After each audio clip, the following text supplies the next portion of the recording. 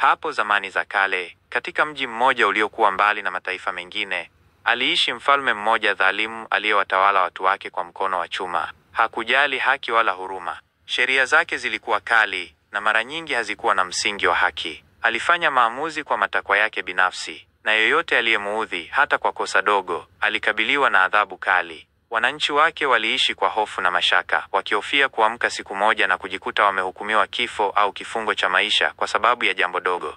Katika mji huo, aliishi seremala mmoja maskini lakini mwenye moyo safi. Alijulikana kwa bidii yake ya kazi na uaminifu wake kwa wateja wake. Alifanya kazi kwa juhudi ili kulisha familia yake, mke wake mcha Mungu na watoto wake wawili wadogo. Pamoja na umaskini wake, alikuwa na furaha kwa kuwa alikuwa na familia iliyomjali na kumpenda.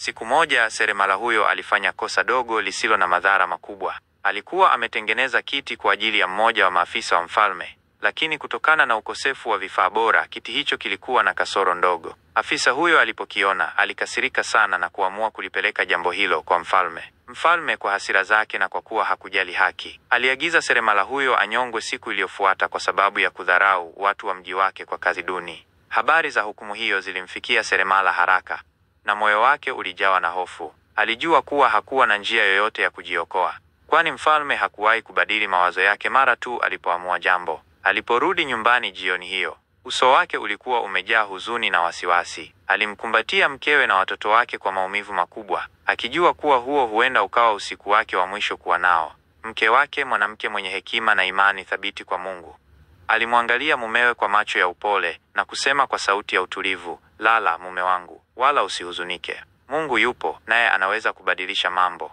Usimwogope yeyote, kwa kuwa mpango wa Mungu utatekelezwa bila kujali jinsi unavyohisi. Mwachie Mungu mzigo wako, sema Mola wangu, na umuombe akuondolee shari na balaa." Dua ya mwenye kudhulumiwa husikiwa na Mungu kutoka mbinguni. Kila kitu kimeandikwa naye pekee, kwa hivyo mtumaini yeye na ulale. Mlango wa Mungu haujafungwa kamwe kwa waja wake, hata kama milango mingine yote itafungwa. Seremala alimsikiliza mke wake kwa makini, lakini bado hofu ilikuwa nzito moyoni mwake. Alijiuliza ikiwa kweli Mungu angesikia kilio chake na kumwokoa kutoka kwa hukumu hiyo isiyo ya haki. Lakini maneno ya mke wake yaliingia ndani ya moyo wake na kumpa utulivu wa aina fulani. Akakumbuka kuwa Mungu ni mwingi wa rehema na hukumu yake ndiyo ya haki zaidi. Hatimaye, akiwa hana njia nyingine, aliamua kuomba kwa Mungu kwa machozi na huzuni. Kisha akalala kwa usingizi mzito wa uchovu.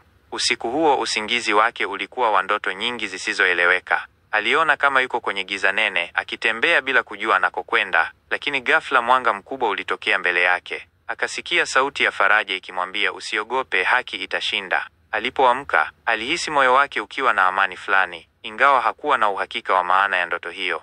Asubuhi ilipofika, aliamshwa na mlio wa nguvu wa hodi mlangoni. Sauti nzito za askari zilivunja ukimya wa alfajiri. Alitetemeka kwa hofu, akiamini kuwa mwisho wake umefika. Alimtazama mke wake kwa macho yaliyojaa huzuni na majuto, kana kwamba anamlaumu kwa kutomruhusu atoroke usiku uliopita. Aliamini kuwa kama angekimbia, askari wasingempata. Kwa mikono ikitetemeka, alifungua mlango na kujisalimisha kwa askari. Alishangaa kuona kuwa sura za askari hazikuwa za ghadhabu, bali za mshangao na huzuni. Mmoja wao, kwa sauti nzito lakini yenye mchanganyiko wa huzuni na mshtuko, alisema, "Ewe seremala, mfalme amefariki usiku wa leo. Tunahitaji ututengenezee jeneza na sanduku la kifahari kwa ajili yake." Seremala hakuamini masikio yake. Mfalme alikuwa amefariki? Hukumu yake ya kifo ilikuwa imefutwa, kwa sababu aliyemhukumu naye hakuwa hai tena. Aliyatazama macho ya askari wale kwa mshangao, kisha akamgeukia mke wake kwa macho yaliyojaa shukrani na majuto. Alielewa kwa kina maana ya maneno yake ya usiku uliopita. Hakika, Mungu yupo juu ya mbingu saba, na mlango wake haujafungwa kwa waja wake, hata kama milango mingine yote itafungwa. Mkewe akatabasamu kwa upole na kusema, "Je, sikukwambia mume wangu, kwamba mlango wa Mungu haujafungwa kamwe, hata kama milango mingine yote itafungwa?" Seremala alijifunza somo kubwa siku hiyo. Alijifunza kuwa hakuna dhulma inayodumu milele, na kwamba Mungu husikia vilio vya wale wanaodhulumiwa. Kwa unyenyekevu, alitengeneza jeneza la kifahari kwa ajili ya mfalme yule dhalimu. Lakini kila wakati alipokuwa akikata mbao na kuzipanga, alifikiria kuhusu haki ya Mungu na namna alivyoepuka kifo kwa njia ya miujiza.